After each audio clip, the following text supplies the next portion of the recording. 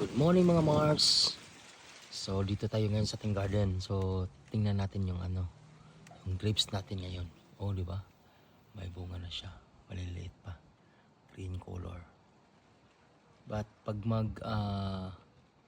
ripe na ito mga Mars, magiging red ito. Tapos malalaki. Okay, so ito na sila.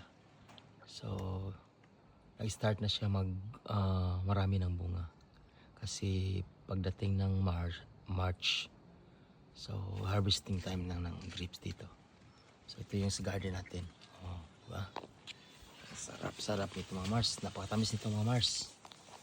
Siguro nasa 4 na taon na tong grapes na to. Diba? So, ang dami nila mga Mars. Yan. So by March, marami na tayong ma-harvest nito. So abangan natin ito mga Mars. Dito sa ating gardens na may sa likuran. Okay, thank you mga Mars. See you.